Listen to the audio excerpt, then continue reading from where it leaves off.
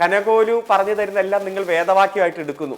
അതുകൊണ്ട് തന്നെയാണ് കോൺഗ്രസ് പല സംസ്ഥാനങ്ങളിലും ചുരുങ്ങി വന്ന് ഇപ്പോൾ 2-3 കേന്ദ്രീകരിച്ചിരിക്കുന്നത്. വലിയ തെരഞ്ഞെടുപ്പ് മുന്നേറ്റം ഉണ്ടാക്കാൻ പറ്റിയ സാഹചര്യം പോലും പ്രയോജനപ്പെടുത്താൻ കഴിയാതെ വരുന്നത്. അതുകൊണ്ട് നിങ്ങൾ ഈ സിദ്ധാന്തത്തിന്റെ പേരിൽ അദ്ദേഹം പറയുന്നത് കേട്ട് മുന്നോട്ട് പോയിക്കൊള്ളുക. ജനങ്ങൾ ഇതെല്ലാം കൃത്യമായിട്ട് തന്നെ കാണുന്നുണ്ട്. ജനങ്ങളെ സംബന്ധിച്ചിടത്തോളം വികസിത രാജ്യങ്ങളുടെ അപ്പുറത്തേക്കുള്ള ജീവിത നിലവാരം ഉറപ്പുവരുത്തുക, എല്ലാ തരത്തിലും വികസനത്തിലേക്ക് നയിക്കുക. അതുപോലെ വയോജനങ്ങളടക്കം എണ്ണം കൂടി വരുന്ന ഒരു ഘട്ടമാണല്ലോ. സാമൂഹ്യ സുരക്ഷ കൂടുതൽ ശക്തിപ്പെടുത്തുക, അതിനു വേണ്ടിയിട്ടുള്ള കൃത്യമായിട്ടുള്ള ഇടപെടൽ ഉണ്ടാകുക. പ്രഖ്യാപനം മാത്രമല്ല, ഇടപെടൽ ഉണ്ടാകുക. അതിപ്പോൾ പുതിയ ബജറ്റ് വരാൻ പോകുന്നു. വലിയ തരത്തിലേക്ക് കേരളത്തിലെ തുടർച്ചയായി ഇടതുപക്ഷത്തിന്റെ 10ാമത് ബഡ്ജറ്റിന് വേണ്ടി എല്ലാവരും കാതോർത്ത് നിൽക്കുകയാണ്. വലിയ മുന്നേറ്റം ഉണ്ടാകാൻ പോകുകയാണ്.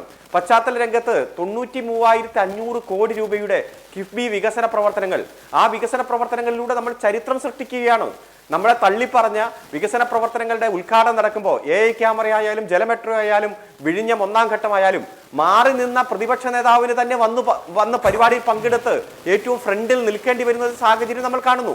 എല്ലാം പോട്ടെ, 2 ദിവസം മുമ്പ് കെ സുധാകരൻ എന്താ പറഞ്ഞേ? അതിവേഗപാത ഞങ്ങൾ കേരളത്തിൽ അനുവദിക്കില്ല. ഇന്നെന്താ VD സതീശൻ പറഞ്ഞ്? അതിവേഗപാത ആകാം. എന്തിനാണ് ഇത്ര വേഗത എന്ന് പറഞ്ഞ കോൺഗ്രസും അതുപോലെ VD സതീശൻ തന്നെ നേരത്തെ പറഞ്ഞല്ലോ, ഞങ്ങൾ അനുവദിക്കില്ല. എന്തിയാ ഈ മനമാറ്റത്തിന് കാരണം? നിങ്ങൾ എത്ര എതിർത്താലും വൻകിട വികസന പ്രവർത്തനങ്ങൾ ഈ കേരളത്തിലെ ജനങ്ങൾക്ക് അതിന്റെ ഗുണം കിട്ടാൻ സമയബന്ധിതമായി പൂർത്തീകരിക്കാൻ ആ ഗവൺമെന്റ് ആരൊക്കെ എതിർത്താലും അത് നടപ്പാക്കും. നടപ്പാക്കും എന്ന് ഉറപ്പുള്ളത് കൊണ്ട് നിങ്ങൾ നിലപാട് മാറ്റി അങ്ങ് വരികയാ. ഒരു പുരോഹിതൻ പറഞ്ഞില്ലേ, ഞങ്ങൾ പിണറായി വിജയനെ അങ്ങ് കണ്ണൂർക്ക് കെട്ടുകെട്ടിക്കും, ഒരിക്കലും ഇത് ഉദ്ഘാടനം ചെയ്യുമെന്ന് നിങ്ങൾ വിചാരിക്കേണ്ട. VD സതീശൻ പറഞ്ഞു നിർത്തിവെച്ച് ചർച്ച ചെയ്യണം എന്ന് പറഞ്ഞു. മുഖ്യമന്ത്രി എന്താ പറഞ്ഞേ? വിഴിഞ്ഞം പോലൊരു പദ്ധതി നിർത്തിവെക്കണമെന്നതൊഴികെ ഏതു വിഷയങ്ങളും നമുക്ക് ചർച്ച ചെയ്യാം എന്ന് പറഞ്ഞ് പോലീസ് സ്റ്റേഷൻ വരെ ആക്രമിച്ച് നിരവധി പോലീസുകാരെ നിങ്ങൾ അടിച്ചു വീഴ്ത്തിയപ്പോഴും അവിടെ ആ വികസന പ്രവർത്തനങ്ങളുമായിട്ട് മുന്നോട്ട് പോയത് കൊണ്ടല്ലേ 17 വർഷം മുമ്പ് നമുക്കിത് പൂർത്തീകരിക്കാൻ കഴിയുന്ന സാഹചര്യം. അത് നമ്മുടെ ഹൈവേയുടെ കാര്യത്തിലായാലും ജലമെട്രോയുടെ കാര്യത്തിലായാലും അതുപോലെ തീരദേശ ഹൈവേ, മലയോര ഹൈവേ, എല്ലാ വികസന പ്രവർത്തനങ്ങളിലും നമുക്കത് കാണാൻ കഴിയും. അതുകൊണ്ട് നിങ്ങൾ വർഗീയതയുടെ പുറകെ പൊക്കോ, ഞങ്ങൾ വികസനത്തിന്റെ പുറകെ പോകും.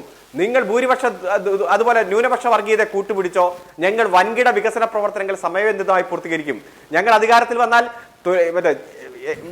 പൊതുവിദ്യാഭ്യാസ യജ്ഞം അവസാനിപ്പിക്കും, ലൈഫ് പദ്ധതി അവസാനിപ്പിക്കും, അതുപോലെ തന്നെ കേരള ബാങ്ക് പിരിച്ചുവിടും, തുരങ്കപാത ഞങ്ങൾ ഒരിക്കലും അനുവദിക്കില്ല എന്ന് പറഞ്ഞ നിങ്ങൾ നിഷേധത്തിന്റെ വർത്തമാനം പറഞ്ഞതിന്റെ ഒരു പട്ടിക തന്നെ ഞങ്ങളുടെ മുന്നിലുണ്ട്.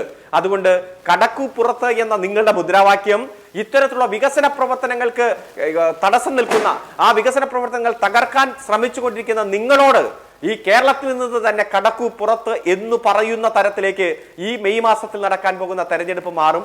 ഒരു സംശയവും വേണ്ട.